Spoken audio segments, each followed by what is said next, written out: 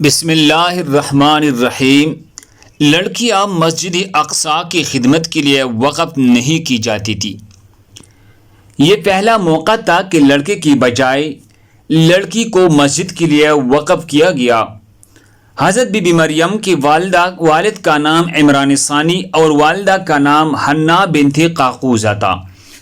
سورہ آل عمران آیت نمبر 35 میں یہ بیان ہوا ہے۔ ترجمہ یہ ہے، جب کہا عمران کی عورت نے کہ اسے اب میں نے نظر کیا تیرے جو کچھ میرے پیٹ میں ہے، سب سے آزاد رکھ کر سو تو مجھ سے قبول کر، بے شک تو ہی اصل سننے والا جاننے والا ہے۔ اس وقت کے رواج کے مطابق جو لڑکا اللہ کے نظر کر دیا جاتا وہ نہ تو شادی کرتا نہ ہی دنیاوی مشاغل میں دلچسپی لیتا تھا، صرف عبادت گاہ کی خدمت کرتا اور خود عبادت میں مشغول رہتا۔ بی بی مریم کے والدہ نے بیٹے کے عطا کرنے کے لیے دعا کی، اور یہ دعا اس لیے کی تھی کہ رواج کے مطابق عبادت گاہ کی خدمت کے لیے صرف لڑکوں کو قبول کیا جاتا تھا، لڑکیوں کے لیے اجازت نہ تھی۔ مولانا عبد الرحمن مظاہری لکھتے ہیں، کہتے ہیں ایک مرتبہ حضرت حنا اپنے مکان کے صحن میں چہل قدمی کر رہے تھے، دیکھا کہ ایک پرندہ اپنے بچوں کو برا رہا ہے اور محبت و پیار سے اس کو چوم رہا ہے۔ پیار و محبت کی اس منظر نے حضرت حنا کو بہت ہی متاثر کیا۔ اولاد کے تمنا نے دل کو مزید بے قرار کر دیا۔ حالت اضطراب میں دعا کے لیے ہاتھ اٹھا دی، عرض کیا، پروردگار اسی طرح مجھ کو بھی اولاد عطا کر جو ہمارے آنکھوں کا نور اور دل کا سرور بنے۔ بے قراروں کی دعا نے قبولیت کا جامہ پہنا، اور حضرت حنا نے چند روز بعد محسوس کیا کہ وہ پر امید ہے۔ حضرت حنا کو اس احساس سے اس درجہ مسرت ہوئی کہ انہوں نے نظر مان لی کہ وہ بچہ پیدا ہوگا، اس کو ہیکل یعنی مسجد اقصی کی خدمت کے لیے وقف کر دوں گا۔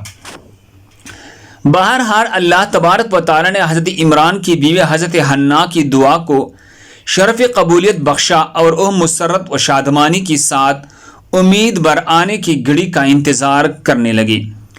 حضرت حنا کی مدت حمل جب پوری ہو گئی تو ولادت کا وقت آ پہنچا۔ ولادت کے بعد حضرت حنا کو اطلاع دی کہ اس کے بدن سے لڑکی پیدا ہوئی ہے۔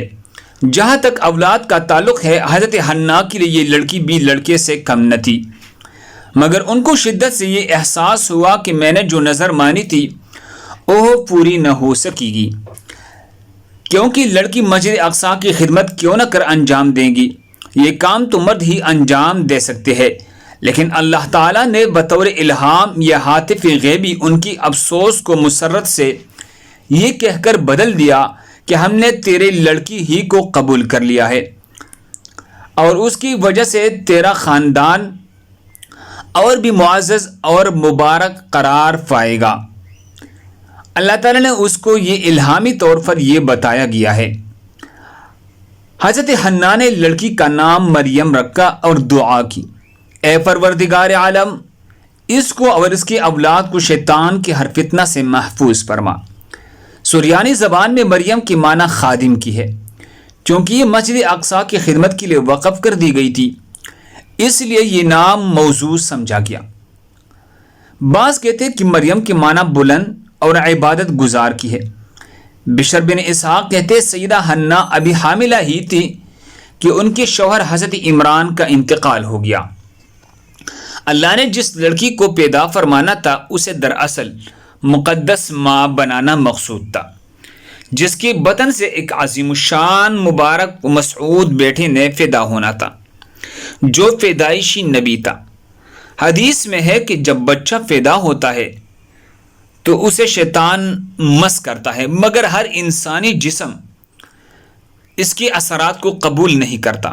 حضرت مریم اور اس کے فرزند ایسی انسان تھے جو اس سے مستثنا تھی، ان کو شیطان نے مس نہیں کیا۔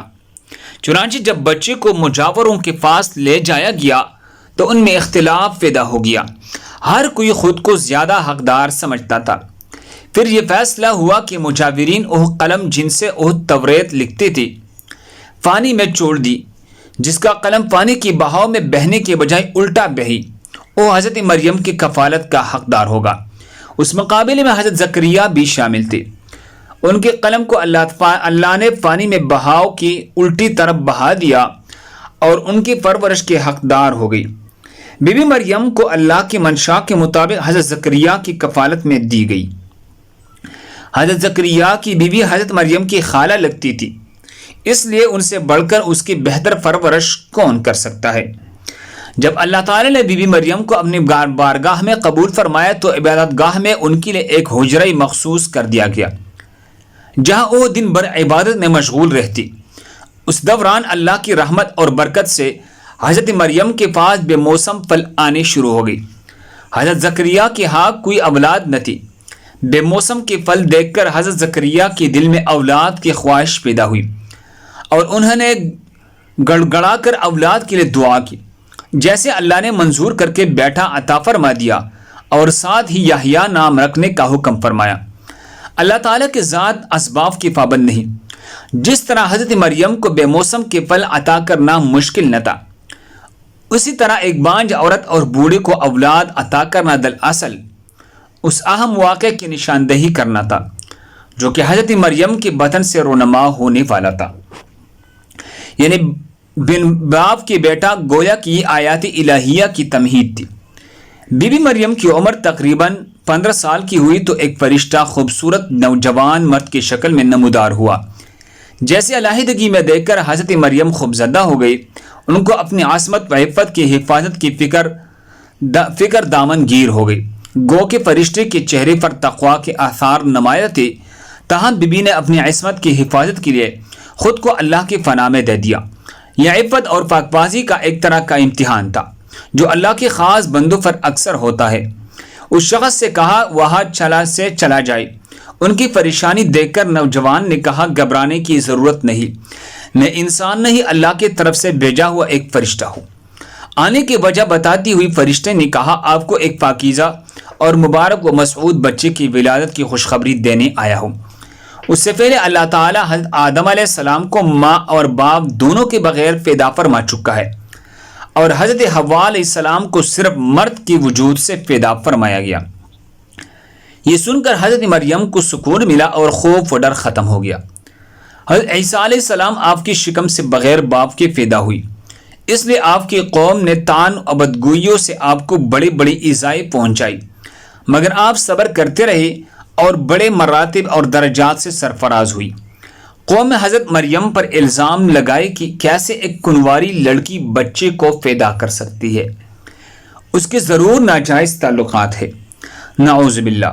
اللہ پاک نے آپ کی مدح و ثنا کچھ یوں ارشاد فرمائی، وَمَرْيَمَ بِنْتَ عِمْرَانَ الَّتِي أَحْسَنَتْ فَرْجَهَا فَنَفَخْنَا فِيهِ مِنْ رُوحِنَا وَصَدَّقَتْ بِكَلِمَاتِ رَبِّهَا وَكُتُبِهِ وَكَانَتْ مِنَ الْقَانِتِينَ۔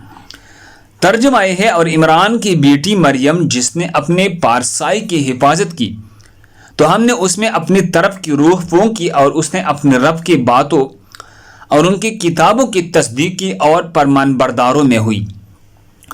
اس آیت میں اس خاتون کی مثال بیان کی جا رہی ہے جن کا شوہر نہیں تھا۔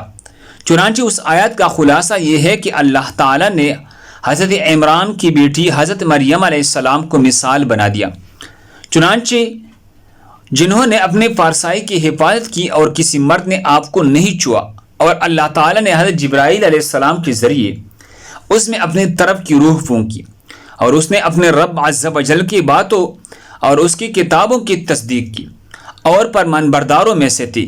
یہاں رب عز و جل کی باتوں سے وہ شرعی احکام مراد ہے جو اللہ تعالی نے اپنے بندوں کے لیے مقرر فرمائی، اور کتابوں سے وہ کتابیں مراد ہے جو انبیاء کرام علیہم الصلاۃ والسلام پر نازل ہوئی تھی۔